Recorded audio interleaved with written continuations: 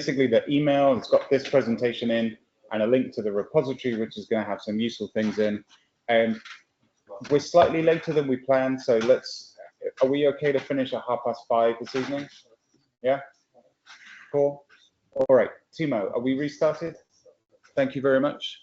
So we've had a really interesting discussion on publishing, on writing metadata, and we've discovered that we need more help and guidance, which is fair.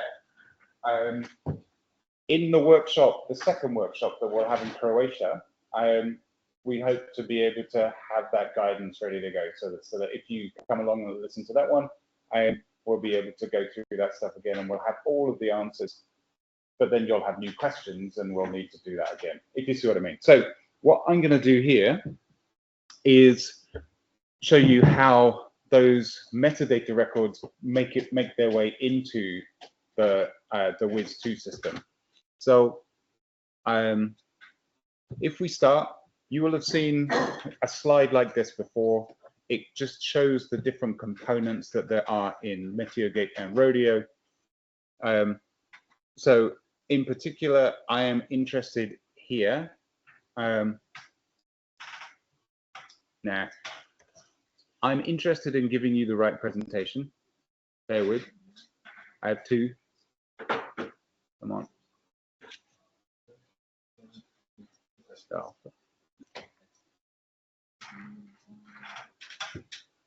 Right, which one? No, that one. Right.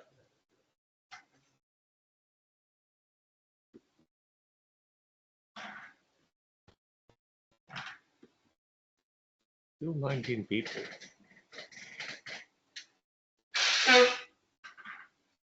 Right. Some of you will notice that it now says publishing discovery metadata, not notifications. Notifications is coming on Friday morning, so we'll do that then. So we have these components, and here we're interested in local brokers, metadata management, the global broker from France, and the global discovery catalog from Germany, and the data explorer. And so I'm going to show you how all of these bits hang together. Everybody with me? Yeah, excellent. Thank you for nodding. It's so good. So let's lay them out straight.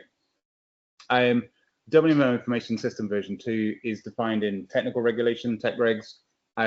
You can see here that there's links to the manual on Wiz and the guide to Wiz, both volume 2. There are links there if you want to go and find out.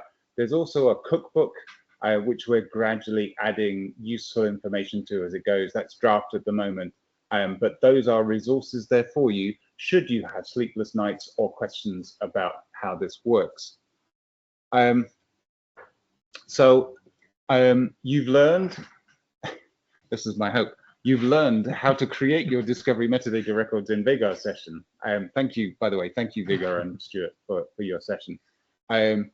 But how do they get in the global discovery catalog? So we're going to step through the process. First of all, the global discovery catalog needs to download the metadata record that you've created. So we need to add an HTTP server into your data supply capability. In what we were just trying to do, we were using GitHub Raw as the mechanism to publish the data, which is just a cheap way, but it's nice and easy. I will say that your metadata needs to be published openly, no access controls, please. That's the way it works. So publishing discovery metadata uses exactly the same mechanisms in Wiz2 that we use for telling users about new data. Real-time, it uses real-time notifications published on the MQTT protocol.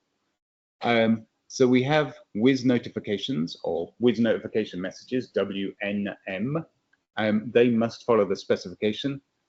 You'll see in the presentation that there's all sorts of linked objects. So spec here is underscored. You can click on it and follow the links. The notification messages are GeoJSON, which actually is really nice because it means you can feed them into all sorts of off-the-shelf tooling and it will display useful stuff, like it'll spit them and plot them on the map if you want, right? It's useful.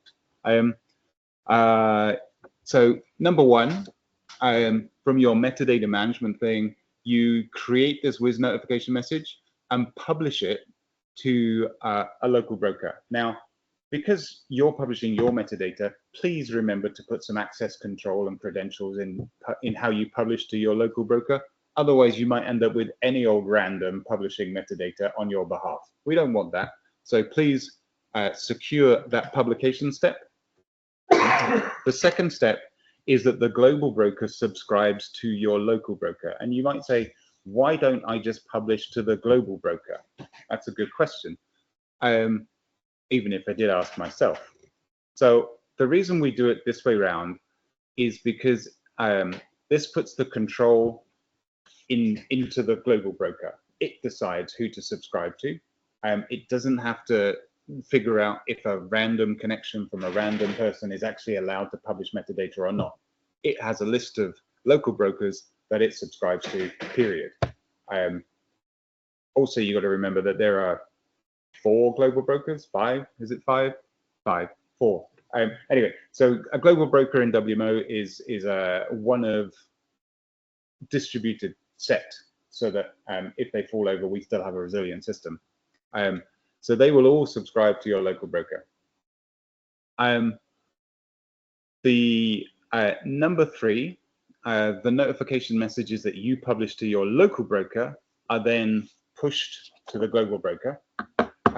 Number 4, it validates those messages to make sure that they're correct. For example, checking that you're using an official topic, and then it republishes them so that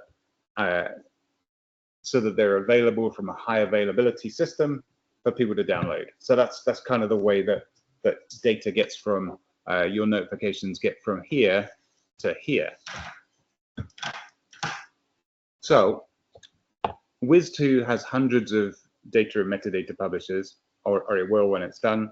How do we keep these notification messages organized? We require that notification messages are published on specific topics according to a well-defined topic hierarchy that Stuart was walking us through earlier.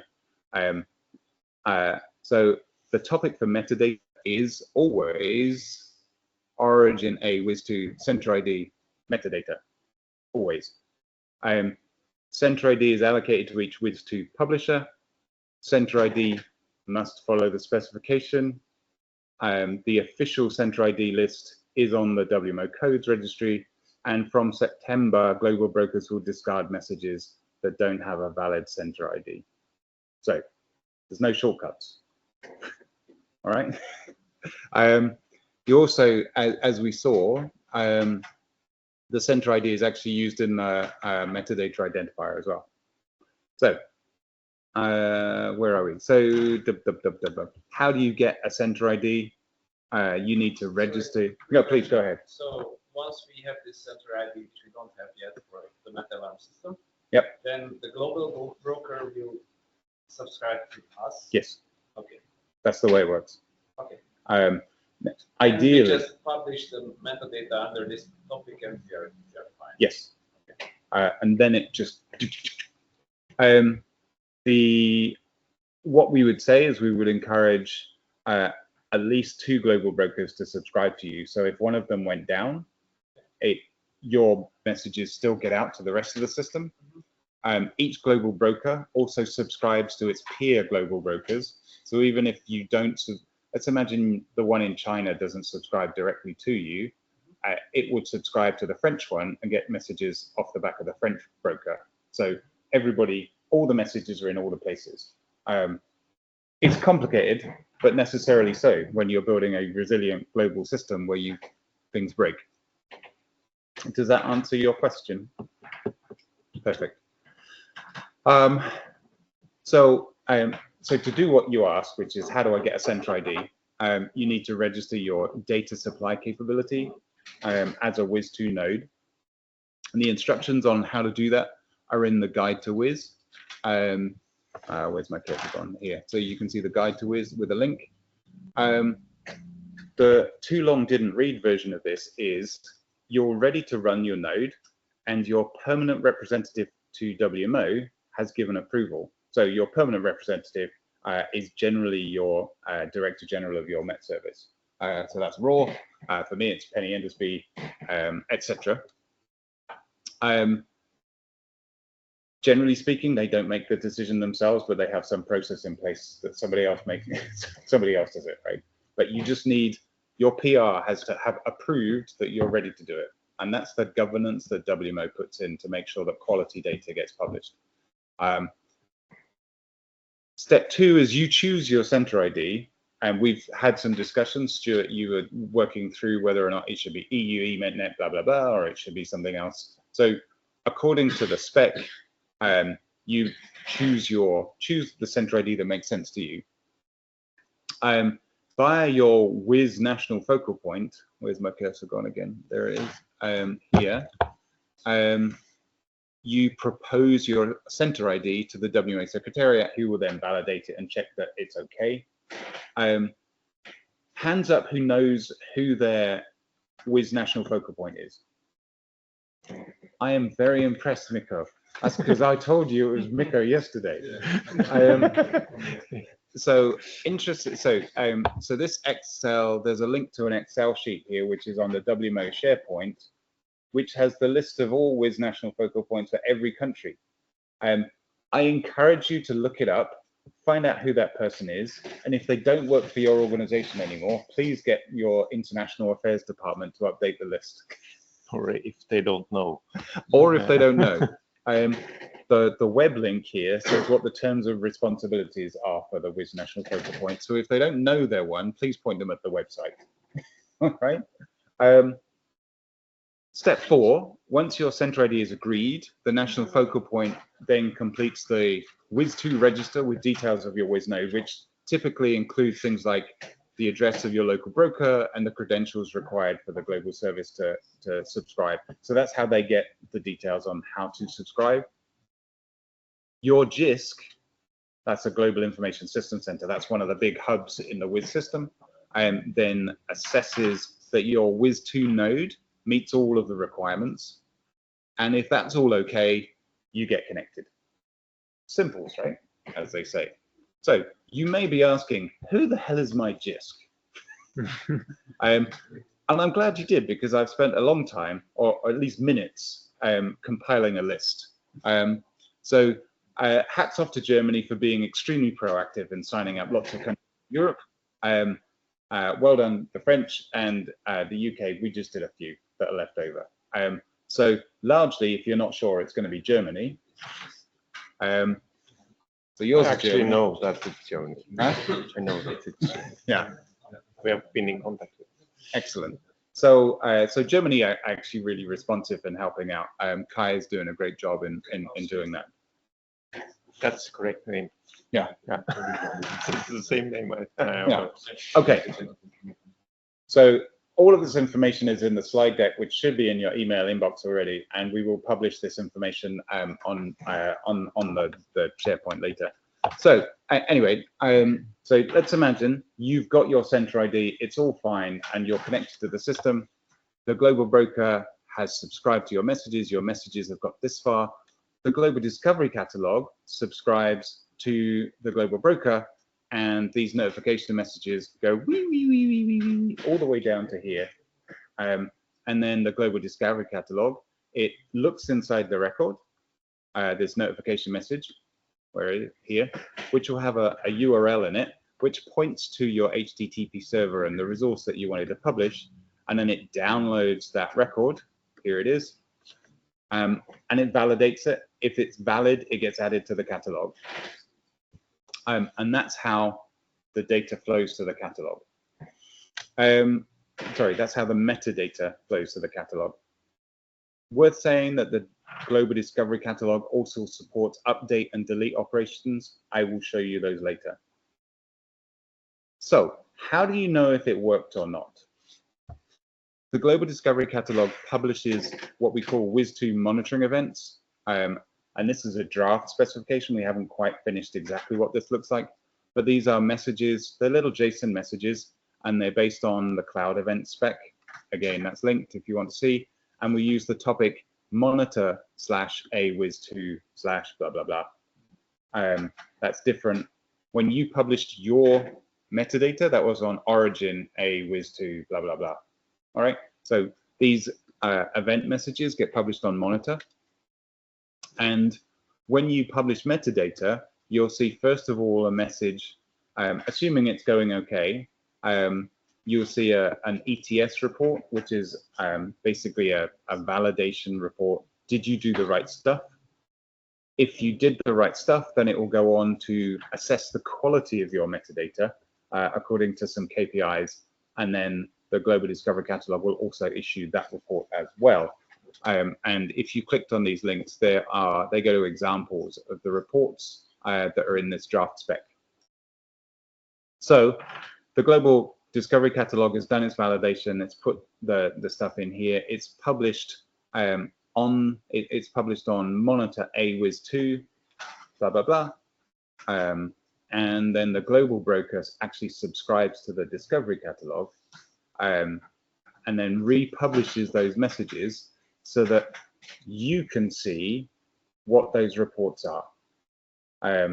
You subscribe to the reports that get made about you, and then you'll have all the information that you need to be able to fix the metadata if it was wrong or whatever. Basing it on cloud events means that we can use off-the-shelf tools like Sonata Flow to trigger workflows based on events.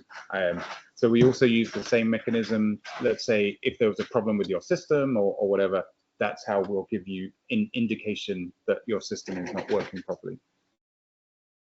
Does that make sense? Yeah, kind of.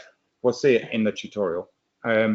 So now that metadata is published to the Discovery Catalog, users are able to browse the catalog, where is it? Here. Using something like the Data Explorer, the catalog presents an OGC API records interface. Data Explorer uses that to provide, allow people to work through the content. The Global Discovery Catalog actually has a really simple HTML interface as well, if you just wanted to browse through that. Or you could, because it's just RESTful APIs, you could just type it in if that's your thing. So, implementation choices. I'm being deliberately provocative here in my names of choices. So, choice number one, homebrew, right? You can build all this stuff yourself. You can build your own application for metadata management and notification. You could read the specs and you know, spend your time, spend your dollars. That's fine. I would say don't write your own MQTT broker. There are a bunch out there.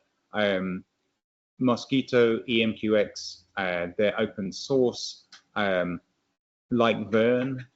Vern is the one used by the French global broker. They're all deployed solutions. Solace can also be deployed, but you can use it as a software as a service cloud-based solution. Hive is a cloud-based MQ broker. So there's lots of choices. The next option we've got is open source. So Wiz2Box, which I'm sure that some of you will have heard of, and there are links here to the documentation and the GitHub repository. This has been developed with coordination from WMO as a reference implementation of a Wiz2 node, and it builds on loads of other open source projects, including PyGeo API, Paho MQTT, and Mosquito. So Wiz2Box actually embeds the Mosquito broker inside it. So that's your second option. Third option is you can just get out your checkbook and buy a solution.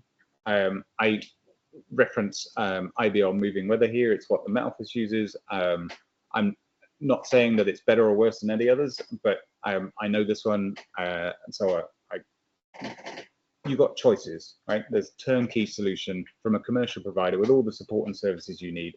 So if that's your thing, that's good. Option 4, we got some call it no code, so you don't have to get your hands dirty with coding. Again, WMO, Tom Krulidis, some of you will have know him, wrote a little utility called Wiz2 Node Metadata Management, and basically it uses GitHub action workflows to trigger creation and publication of notification messages when you commit things into a GitHub repository. It also rather than having to create the not really complicated, the JSON record that you were working with. This works with what it calls a metadata control file, which is a simpler YAML file that converts to the target which you need. I'll show you that on the next page. And then we use a cloud-based broker to publish that. So you can see here, number one, there's a trigger on push of a new record. You put a new metadata control file, that YAML file, into the repository. Second thing it does is generate the discovery metadata record and the WIS notification message. Third, it deploys the record to the right place so that it can be downloaded. Number four, it publishes the notification message to the broker, and then blah, blah, blah, blah, blah. It all gets to the discovery catalog. So there's no code options here. In Canada, they're using this for operational stuff. So it's there if you want to use it. And finally, interactive is the last way you can do it. So you could script it in the terminal or use Jupyter Notebook. You can leverage open source utilities like PyWiz PubSub to do the heavy lifting. And that's a utility that's carved out of the Wiz2 box function. And then you publish via cloud-based broker such as Hive. And that's what we're going to do in the tutorial. Is everybody still ready for a tutorial at nearly 5 o'clock in the afternoon? Yes, of course you are. So here we go. Hands up who's not got the email yet. You said did it go out recently? Yeah, about an hour ago.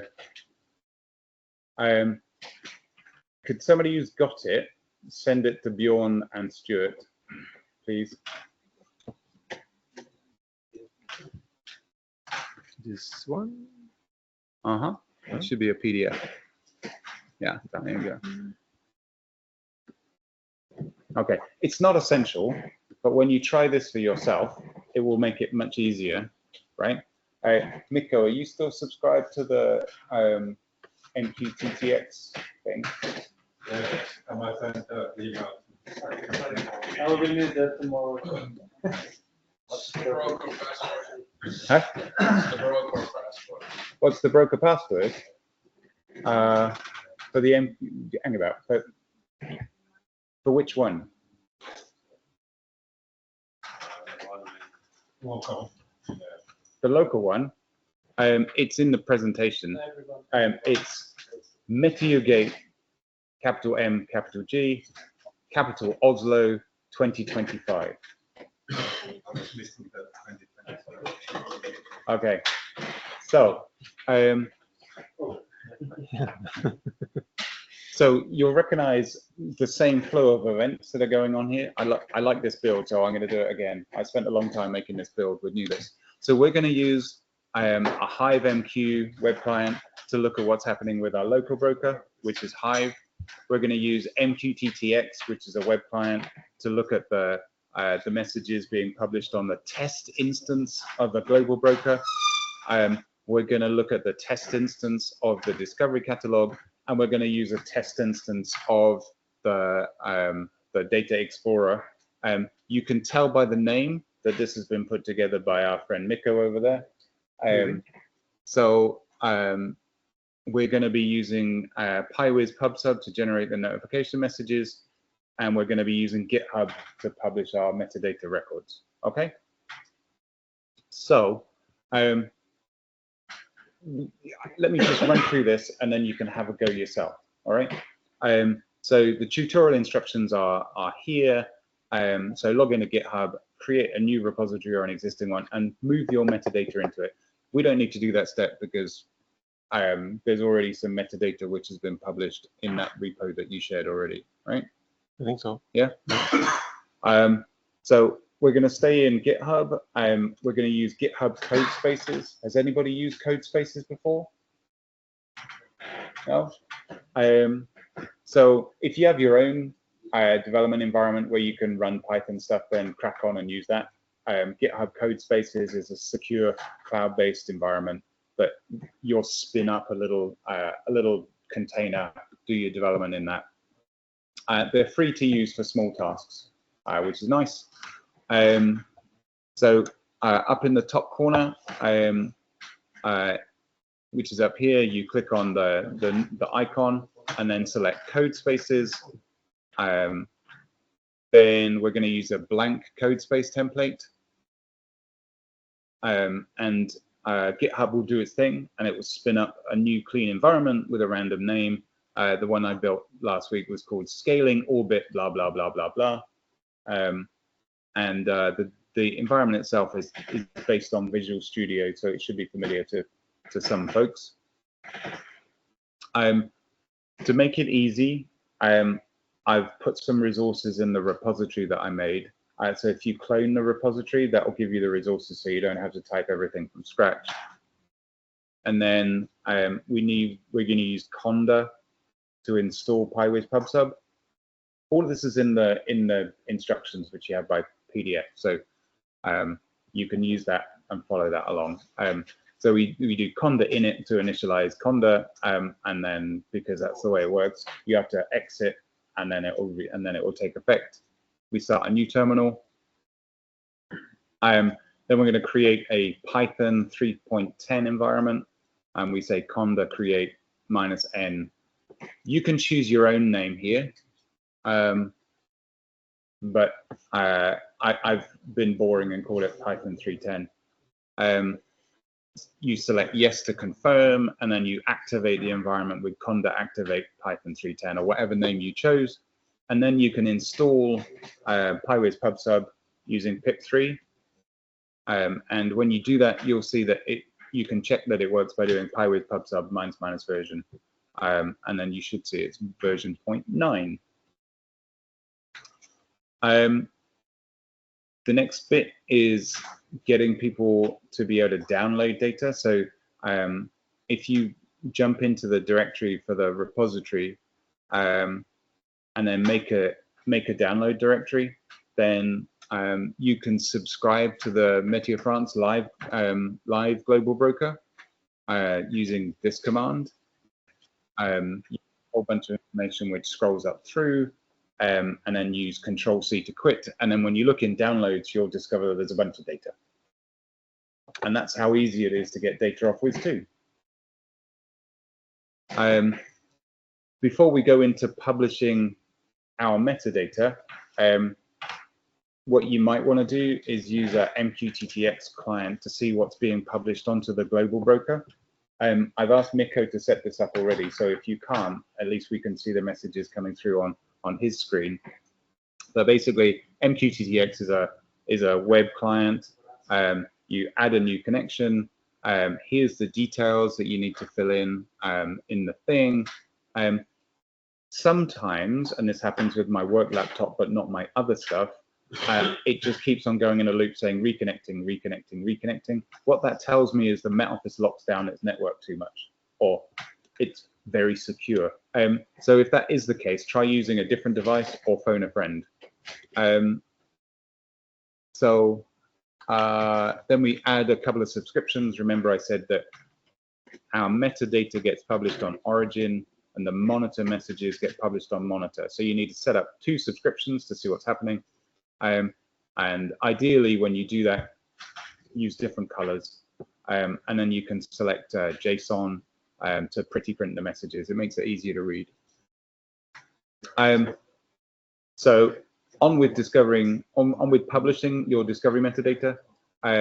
So in the repository which you cloned, there is this one, WCMP2 parsing JSON. You should use your own if you have one, but this would also work. You in the file called what's it called? So if you edit the file called publish cloud hive mq YAML, you need to add the password here, which is MeteoGate Oslo 2025, right? That's the credentials that you need to be able to publish to the broker.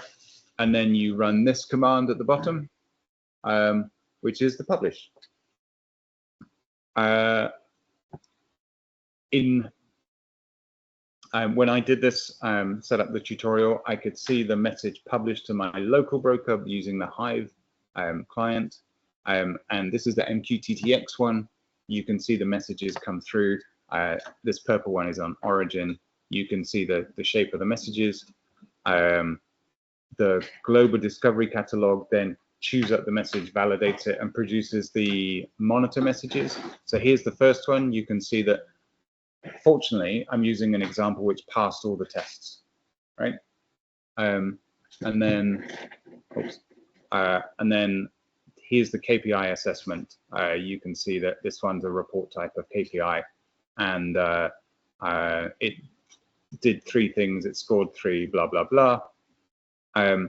Once it's published into the catalog, you can then browse the catalog. Here's the URL for the test instance.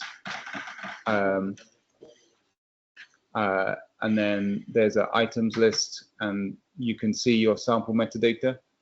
So this is the record that I published in. You can even use the test instance of Data Explorer that Mikko set up. You click on this icon for layer, add layer, and then this one, which is the EUMETNET icon for searching the catalog. And then here you can see the metadata record which we put in. At the moment, these buttons here don't work because those pull requests haven't been merged yet. Basically do the same thing to publish an update. We're using, in this case, we're using a different record. It's basically just got some different text in it, that's all. You can see that when I did this one, it just has updated in it. And I think it's got a different update time in the metadata. But it's nice to show that the workflow works, so you can publish an original record and then you can update it and update it. And you can also delete it as well. When you delete stuff, you don't actually need any body in the URL. So you can use something like HTTP codes 204, which returns an empty response. The global discovery catalog uses the metadata identifier to decide which record to delete. By the way, you can't delete other people's records. Just saying. I know what you were thinking. And so here you can see on monitor, there's the message that says metadata has been deleted. So you're always informed about what's going on. And that's the end of the tutorial. I'd love you people to have a go. Check out the repository and the instructions in the PDF document which you've got. We've kind of got half an hour. Give it a go. If it doesn't work, we can have another go later. Not later tonight, though. Okay.